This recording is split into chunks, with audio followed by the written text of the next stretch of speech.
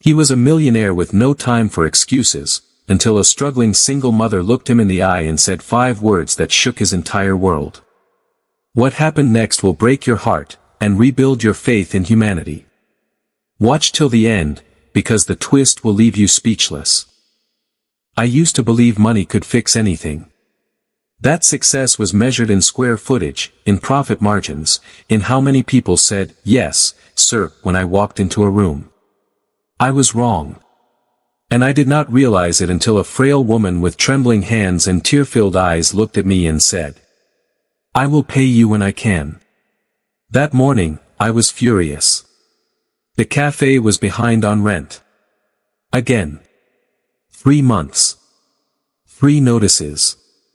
I had built this strip mall with sweat, vision, and a stubborn will that survived betrayal, failure, and nights of hunger. No excuses. No delays. Everyone paid on time, or they left. I stormed into the little café, expecting defiance or indifference. But instead, I saw her. Wearing an apron stained with coffee and dreams. A child asleep on a blanket behind the counter. Another child stirring in a crib tucked beneath the cash register. And her face, exhausted, brave, kind. She stood straight, even though her world clearly leaned. "I know I owe you," she whispered, wiping her hands. "But please, I promise. I will pay you when I can." There was no arrogance in her voice. Only dignity wrapped in desperation.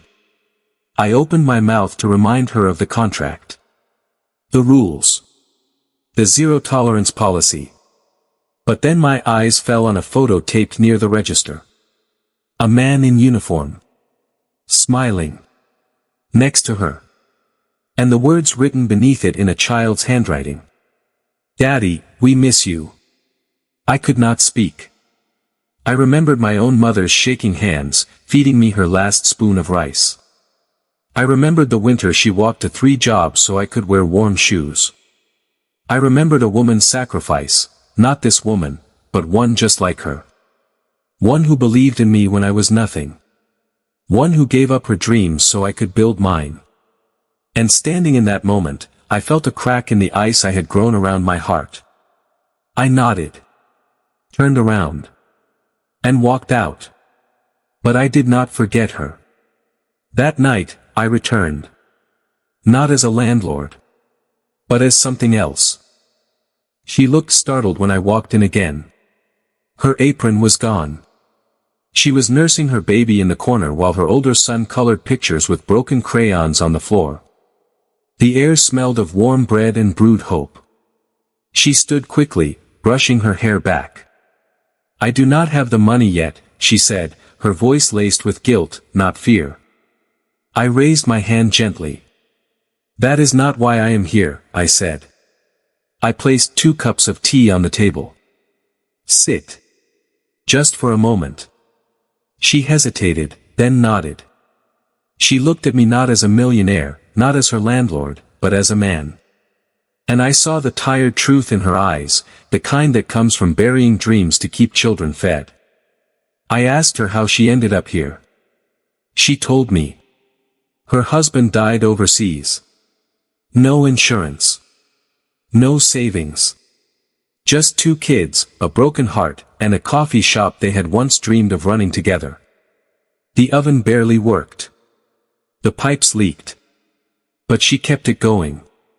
Because it was all she had left of him. And because she wanted her kids to grow up seeing her fight. I was silent. I felt ashamed of the suit I wore, the anger I brought, the way I almost evicted her without hearing her story. I had been that child once. The one with worn-out shoes and a mother who skipped meals. "I believe in what you are doing here," I finally said. She looked confused.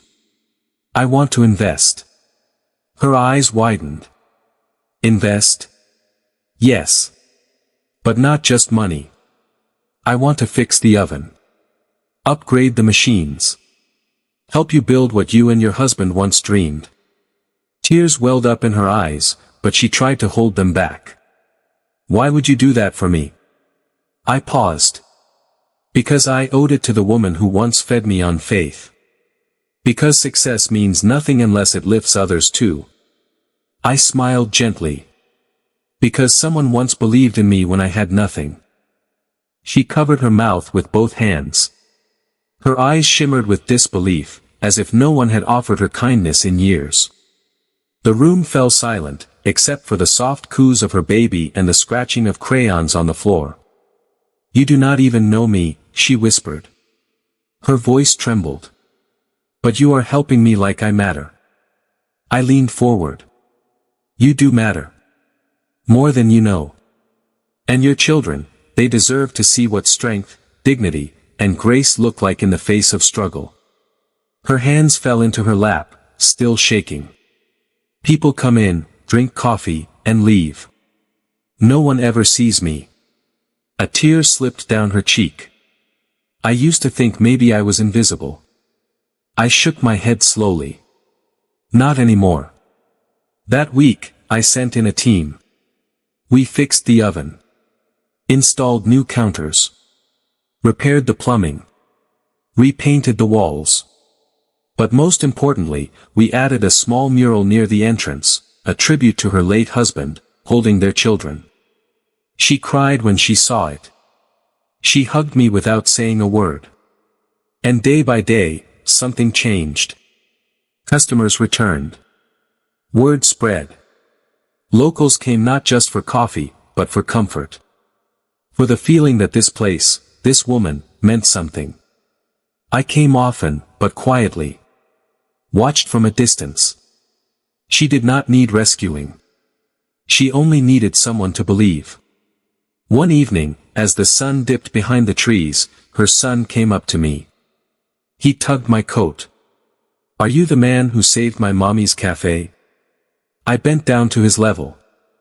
"No, buddy," I smiled. "Your mommy saved it. I just helped her shine." He nodded like he understood something far beyond his years. But I did not realize what was coming next. What she had planned for me. The twist that would change my life in return. Weeks passed. The cafe had transformed. Not just in appearance, but in soul. There was laughter now. Warmth in every corner. Even the flowers outside the window seemed to bloom with more confidence. One late afternoon, she invited me to stay for dinner. Nothing fancy, just soup, bread, and a quiet table in the back. Her kids sat nearby, playing with toy blocks and giggling without worry. She placed a bowl in front of me. "Thank you," I said, meaning it more deeply than ever before. She sat across from me and folded her hands. Her eyes searched mine, calm but intent. "I want to tell you something," she said. I nodded. She reached beneath the table and took out an envelope. Inside were receipts, notes, and a small, crumpled photograph. She slid the photo toward me. My breath caught. It was me. 18 years old. Sleeping on a bench outside a train station. Worn out shoes. Face hollow from hunger. I remembered the moment, the lowest night of my life. I looked up at her, stunned. "I took that photo," she said quietly. "I was studying photography back then. I saw you. And I followed you for blocks. You were dragging a broken suitcase. But your eyes, they were full of fight." I could not speak. My chest tightened. "You inspired me," she continued. "I was about to quit school. But that image, it reminded me that people like you keep walking, even with nothing. So I kept going.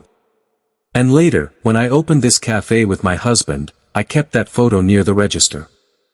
To remind me what strength looks like." Tears blurred my vision. I had come here to lift her. But it was she who had carried me all along. She reached out, took my hand gently. "You were never invisible. You were a light. And even when you could not see it, you were guiding someone." Her words settled into my soul like a quiet thunder. A part of me shattered in that moment, the part that believed my pain had been unseen, my journey forgotten. But she had seen me. Even when I had nothing. Even when I was nothing. I looked down at the photograph again. Edges frayed. Colors faded. But the memory now glowed with new meaning. I never thought anyone noticed me back then, I whispered. She smiled. I did. And I never forgot. You were my reminder that broken does not mean beaten. I tried to speak, but emotion held my throat like a fist. She stood and walked to a shelf behind her. From a small wooden box, she pulled out a folded letter. I wrote this the day after I took that photo. It was a letter to myself, to hold on, to stay strong. She placed it in my hands. Her fingers trembled slightly. I want you to have it. I unfolded the letter slowly. The handwriting was raw and honest. It spoke of fear, of loneliness, of wanting to give up. But it ended with a vow to keep believing. Because someone out there, someone lost and tired, still had hope in his eyes. My heart ached. I had never expected to be someone's reason to keep going. And now, years later, she had become mine. I reached for her hand. Held it with reverence. Maybe all this time, I thought I was saving people with money, I said quietly. But you saved me with memory. With meaning. Her eyes glistened, and for a moment, we sat in silence. Two souls that had once walked through fire, now finding warmth in each other's presence. But neither of us knew what the future held. What test was waiting around the corner? What sacrifice still lay ahead? That night, I could not sleep. Her words kept echoing in my heart. The photo. The letter. Her story. My past. It felt like fate had stitched our lives together long before we ever spoke. But something inside me stirred, a feeling I had long buried beneath contracts, meetings, and bank statements. A feeling I feared. A connection I did not know I needed. The next morning, I returned to the café early. The windows were fogged from the morning chill. Inside, I saw her wiping the counters, humming softly, hair tied back, sleeves rolled up. She looked up and smiled when I walked in. It was not just any smile. It was the kind that reaches into your soul and pulls out the parts you forgot you had.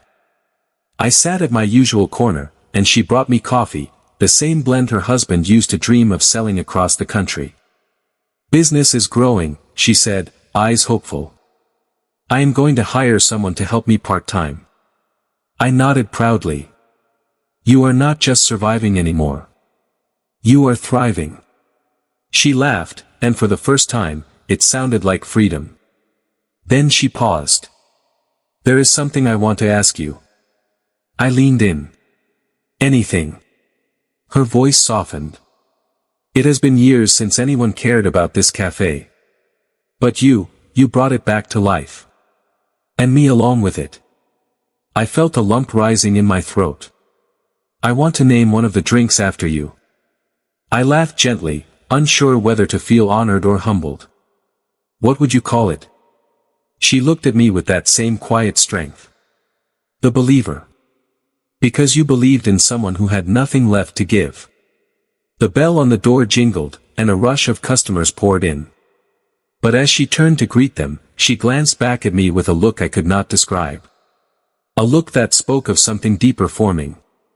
Something I was not prepared for. And something I was no longer afraid of. The weeks that followed felt like chapters from a book I never knew I needed to read. Each day at the cafe brought something new, the smell of cinnamon rolls baking at dawn, the joyful chatter of regulars, the laughter of her children echoing between tables. And her. Always moving, always present. Eyes that held storms and sunshine in equal measure. A voice that soothed chaos like a lullaby. I began staying longer. Not just for the coffee. Not just for the business. But for the calm. The grounding. For her. One evening, as she locked up, I offered to walk her home. She lived only a block away, a modest apartment with peeling paint and second-hand furniture. But it felt like a home. A real one. Her son clutched my hand without hesitation. Her daughter nestled on her hip. And for the first time in years, I felt like I belonged somewhere that had no price tag. We sat in her tiny kitchen afterward. The kids asleep. The street outside silent. She poured tea and said nothing for a while. Just sat there, looking at me, as though weighing a truth she had not yet shared. I was scared of you at first, she finally admitted. I thought you were just another man with power, ready to crush me for being behind on rent. I nodded. I was that man. Until I saw you. She reached across the table, her fingers brushing mine. I see you too now, she whispered. Not the money. Not the title. Just you. My heart thudded in my chest like it had not in years. Not from fear. But from hope. But before I could speak, her phone rang. She answered. Her face drained of color. Eyes wide. When she hung up, her hands trembled. What is it? I asked, standing. She looked at me, voice barely a whisper. That was the hospital. It is my daughter. Something is wrong. Time froze. Her teacup slipped from her hand and shattered on the floor, but neither of us flinched. She was already grabbing her coat, arms trembling as she wrapped it around herself. I followed without hesitation. Outside, the night air was biting, but her panic made everything else disappear. We rushed into my car. She held her phone tightly, staring at it like it could somehow explain what was happening. What did they say? I asked, trying to keep my voice calm. She collapsed, she whispered, barely breathing. Her lips turned blue. They're running tests. But they don't know what's wrong yet. I pressed the pedal harder. The hospital lights glared in the distance like cold stars. Inside the emergency ward, it smelled of antiseptic and fear. She was ushered into a waiting room while the nurses worked behind closed doors. I stayed beside her. She sat like stone, hands clenched, eyes locked on the door. Minutes passed like hours. I wanted to speak, to say anything, but words would have felt empty. Finally, a doctor appeared. Young, serious. He called her name gently. She shot to her feet. Your daughter is stable, he said, voice professional but kind. She had an allergic reaction, something she ate. We gave her something to counter it. She is resting now. The breath she released felt like it had been held for years. Tears spilled, not of pain this time, but release. Can I see her? She asked. He nodded. She is asking for you. She turned to me before going in. Eyes red, hands shaking. I do not know what I would have done if. Her voice broke. You are not alone, I said softly. You never have to face anything alone again. She held my gaze for a long moment.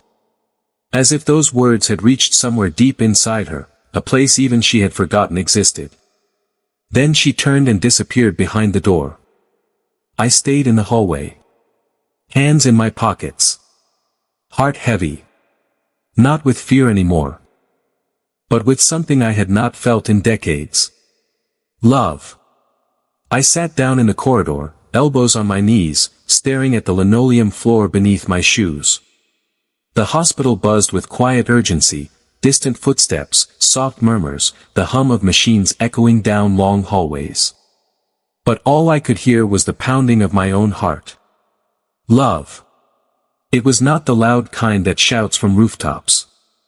It was the quiet presence in a hospital hallway at midnight. It was the way her eyes searched for mine when she was afraid. It was the way her little boy now called me uncle. Minutes passed. Maybe hours. I did not move. Then I heard her footsteps. Slow, exhausted. She came around the corner and paused when she saw me still there. She's sleeping now, she said softly. She's okay. I stood. Relief flooded me again, though my legs felt like they were made of lead. She asked for you, she added, hesitating. She wants to see the man who brought the smiling oven to the café. I blinked, surprised. She laughed through her tears. That's what she calls you. She remembers how cold and quiet the café used to be. She said it started smiling the day you arrived. Something cracked open in my chest again. All my wealth, all my achievements, none of them ever made me feel this. Human. She touched my arm gently. I don't know what we are to each other, she said. But I know this. Whatever you gave us. It wasn't just money. It was presence. It was belief. It was the thing I prayed for in silence when no one else could hear me. I reached up and placed my hand over hers. I don't know what we are either, I whispered. But I know where I want to be. She smiled. Not the tired, polite kind. But the kind that starts in the soul and lights up the world around it. And just then, a nurse walked toward us. Clipboard in hand. Eyes focused. Are you Mr. Hale? She asked me. I nodded, unsure. There's a situation at the front desk, she said. A woman claiming to be your wife. She's demanding to speak with you. The air turned still. Her hand slipped from mine. My heart sank. I had not heard that name in years, wife. A chapter one had long closed. A storm I had survived. And yet, here it was, knocking again. I need to go see what this is, I said quietly. She nodded, lips pressed tight. Not angry. Just unsure. Afraid that what we were building might suddenly disappear. I followed the nurse through sterile halls until I reached the lobby. And there she was. My ex-wife. Dressed in elegance, but eyes empty. Why are you here? I asked. She smiled like she had rehearsed it. I heard you've been helping some poor single mother. And I thought maybe you finally remembered how to be generous. Her words stung. But they no longer had power. I looked at her and saw everything I had outgrown. Selfishness. Pride. A heart too closed to ever truly love. I'm not the man you left, I said gently. And I don't owe you anything anymore. She laughed bitterly. You're wasting your life playing savior in some rundown cafe. I stepped closer. No, I whispered. I'm finally living it. I turned and walked away, not in anger, but in peace. Back through the halls. Back to her. She was standing there, arms folded, unsure what I would say. I stopped in front of her. I choose this, I said. Not out of pity, not out of guilt. But because this is where love lives. Where healing begins. Where life means something again. Tears welled in her eyes, and mine too. In that moment, nothing else mattered. Not the wealth. Not the past. Not the scars. Only this. That two broken souls had found each other. And together, built something whole. Moral of the story. True richness is not measured by money, but by the love you give, the lives you touch, and the quiet strength you share when the world is not watching.